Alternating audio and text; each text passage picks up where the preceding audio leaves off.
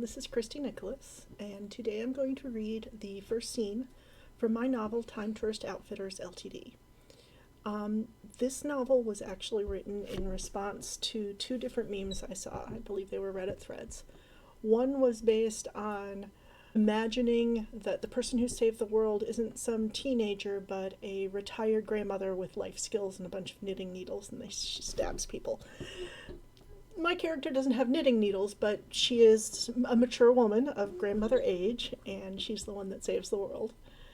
The other meme that I got inspiration from was one that describes the costumers behind travelers, time tourists, people who come in and demand Elizabethan garb without a 2-week notice period, and the costumer complaining that she's going to be up all night dyeing silk for the kimono and things like that. Between those two, I came up with this character. She's also named after my great-grandmother, Wilda Firestone. Oh, please like and subscribe. And this book is available on all the platforms, Amazon, Smashwords, Barnes & Noble, Nook, all of that good stuff. I've also got an audiobook out there, ebook and print. Part 1, Chapter 1. Mattea's voice cut through my afternoon fog. "Hey, Wilda, we've got a VIP coming in, stat." Fan-frickin-tastic. Just what I needed today. After spilling my coffee that morning on the streetcar and ripping my skirt in a flurry of cruel irony, now I had to kid out some overprivileged, tea-sipping time-skian. I could take odds she needs full courtier Elizabethan garb, or Middle Kingdom Egyptian noble. Throughout my 3 decades at the Toronto office of Tourist Outfitters Limited, my motto has been, things can always get worse. My experience had yet to prove me wrong. I heard the VIP in question long before I saw her.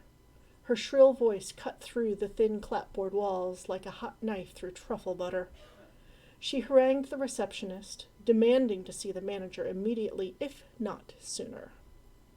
I took a drink of my coffee, trusting Taryn to handle the cow with aplomb. Taryn's stolid resistance to her hidden charms and obvious class didn't please the VIP. I took one more sip of coffee. My essential elixir would be too cold to drink soon. I continued ripping the seam on the garb I'd been tailoring, an embroidered chemise for a 16th century French merchant woman, glanced at Mattea, my research assistant, and sighed. She responded by sticking out her tongue and blowing a raspberry. The noise had no chance of being overheard above the relentless complaints from reception. I chugged the last of my coffee and stood, placing my project carefully on the in-progress section of my cluttered work table. 7 other projects lay in wait, a backlog I feared I'd never clear. Especially when people like Lady Prissy Pants took inordinate amounts of my precious time. Mattea waggled her eyebrows, to which I rolled my eyes. This problem wouldn't go away on its own, and to leave Taryn to deal with it any longer would be cruel. With a final glance down the long, narrow, cluttered workshop, filled with finished traveling garb from all eras and walks of life, I put my hand on the door.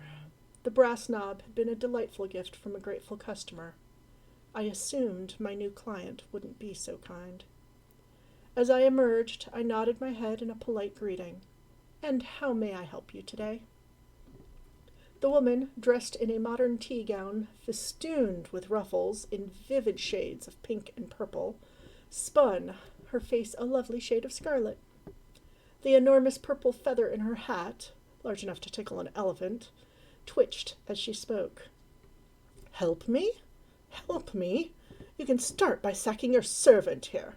She refused to call you immediately, an affront to my rank. Do I need to remind you who I am?" Taryn's nose wrinkled, and the reason hit me hard enough to make me blink. The delightful aroma of overripe cheese, a mix between Limburger, petrol, and dirty socks, hit me. I coughed delicately.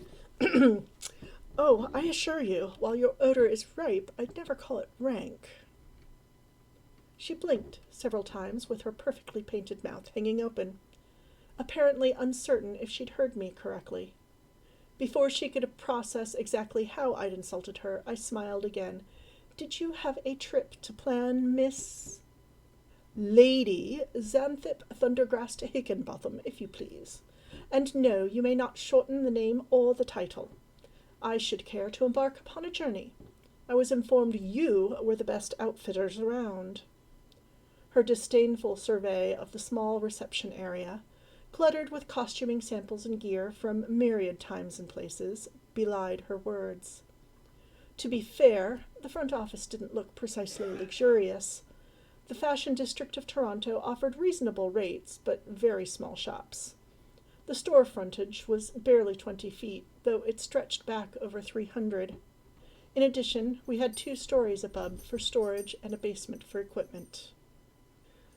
"We are honored to have someone with such an august reputation amongst the elite. May I inquire as to your desired destination and time? Have you already set an itinerary at the agency next door?" With pursed lips, she regarded me for a moment before she spoke. "I was told my costuming should be arranged first. My desired destination and time is the French court of Louis XV. Of course. Visions of panniers and miles of ruffles swam in my head. I knew the answer, but I had to ask. "And of which class would you prefer to be perceived?" She flipped out a fan, in the 21st century, for goddess sake, and cleared her throat with precise derision. "Noblewoman, of course. I could never be the merchant's class." Months as an indentured servant would do her a world of good, but I nodded. At least she hadn't insisted upon being a queen. I wish she'd arranged her itinerary first, but she was here now. "Very well. I'll need to get your measurements first. Please follow me into the workroom." When she swept in, her gaze lingered on several things. The Art Nouveau silver frame on my desk, the enormous complex sewing machine in the back, and the work table filled with half-complete projects.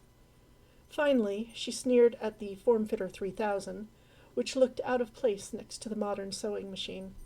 Instead of gleaming chrome and lasers, the Formfitter sported brass fittings and looked more like an ancient bathysphere. "You wish me to enter that?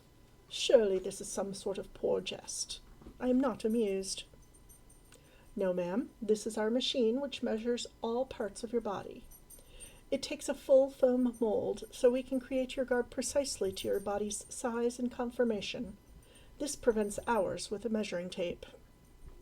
Her nose wrinkled, and she glanced around twice before placing a hand on the nautical-style wheel at the door.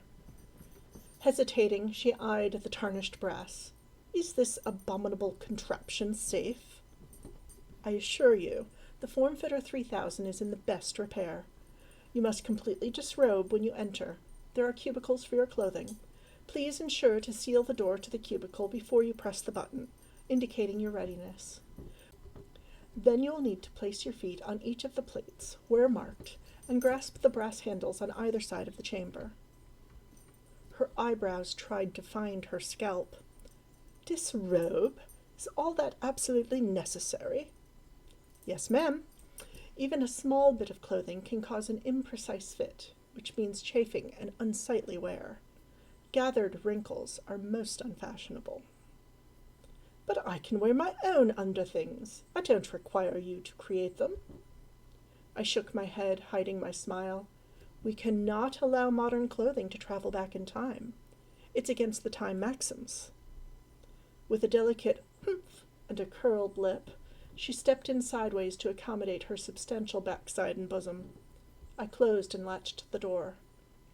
After at least 20 minutes, the green light blinked, indicating the occupant had disrobed. I pulled the brass lever on the outside and said, "Commence measurements." Within 2 minutes, startled exclamations filtered from the Formfitter 3000, and I no longer hid my amusement. In fact, I turned to Mattea and Taryn, who had peeked into the workshop, and we shared our smile. Taryn wrinkled her nose again. "Wow, I'm glad she took her perfume with her. Why the hell did she stink so bad? I shrugged. I have no idea, but I have a feeling a raccoon would love her aroma, or a dog would roll in it. Finally, the angry imprecations faded, and the buzzer indicated the session had finished. Another 20 minutes passed before the knocking started. I pressed the blue button, and when the door clicked ajar, I swung it open. That's it? That's all? Indeed. The Formfitter 3000 is efficient. Now, for the timing of your trip. I turned to the wall and pulled down the smart glass calendar board, sweeping my fingers across the surface until I found an open day. I double-tapped to expand the information. I'm certain she'd take the entire day, if not several. I could have your first fitting 7 weeks from today. Will that suit? 7 weeks? It most certainly will not suit. That is patently ridiculous. I must travel today. I wanted to laugh in her face. Instead, I blinked several times in feigned confusion. I am so sorry, Lady Xanthippe Thundergrass Hickeybottom. 7 weeks is the first open appointment I have. We've been extremely busy this summer. The heat wave and the latest locust infestation have made most people eager to travel to cooler times. If you wished to travel today, you should have made a reservation at least 2 months prior. That's Lady Xanthippe Thundergrass Hickenbotham, if you please. Our family has a long and noble past. Therefore, I am certainly not most people. You will simply have to push someone else's appointment aside. I care not how you arrange it. I shall wait in what passes for your reception area while you make the arrangements. I shall expect a resolution shortly. I smiled as sweetly as I could manage and let her out, making certain Taryn had escaped to the workroom. Then you might wish to fetch a snack. You might get peckish after the first week or so. When I shut the door, her squawks almost rattled the hinges loose. The grin on my face made Mattea giggle, though she covered her mouth to muffle the sound. Taryn said, "Thank you for not making me stay in the same room with her stench. I'm pretty sure I would have vomited on her elegant heels, at least if I aimed right. This one wouldn't have any weapons, at least. Such a peasant solution would be beneath her. While true aristocracy in Canada only existed in the colonial memories of the British elite, power remained in the hands of the politically influential. Only an hour passed before the day should have been over, but I still had my backlog to deal with. I let Mattea and Taryn go home, but suggested they go out the back door, as Lady Percypants still lurked in reception. Just as the back door swung shut, it opened again. I glanced up to see a 30-something man with brown hair and a goatee. My neighbor, Devon, raised a single eyebrow, while another angry, abusive tirade filtered through the wall. You, need any backup? The screeching made it into the restaurant. Reuben, Nami, and I would be happy to put on our scariest hipster duds and scare the hoi polloi back to Sunnybrook. With a deep chuckle, I waved him off. No need. She'll get tired of being ignored soon enough. That sort needs a constant diet of attention, or they wither. Could you prep my usual? I'll be done here in 10. He gave me a thumbs up and ducked out the back door. He gave me a thumbs up and ducked back out the doorway. Words sifted through the wall, threatening to complain to the Time Tourist Board, the Temporal agents, and the Prime Minister. However, the phone in the front desk remained a mystery to anyone but Taryn, and I would lay long odds she wouldn't be able to use it.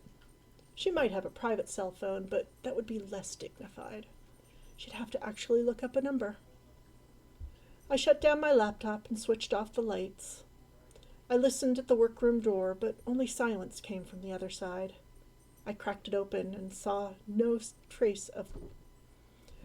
I cracked it open, and when I saw no trace of Lady Percypants, I locked the front door. I turned off the lights and the Formfitter 3000. After locking the back door, I picked up my Pokeball. Ahi tuna, brown rice, scallions, sesame seeds, sesame seeds, and kelp salad. I narrowed my eyes at Reuben, but he just nodded. He kept trying to slip in some of his healthier ingredients, like quinoa, but I detest the stuff. The husks got caught in my gums. So I stick with the brown rice. I didn't see Nami, but a loud crash in the kitchen, followed by a stream of creative cursing, sufficed. Devon flicked his head to my shop. Herself still carrying on? I shook my head. She must have eventually realized no one remained for her to yell at. Put this on my tab? Always. That was the first scene, and indeed the first chapter of Time Tourist Outfitters. You can get the rest at my website, greendragon.artist.com, or on Amazon, wherever you want to get it. Thank you, and don't forget to click like and subscribe. Cheers.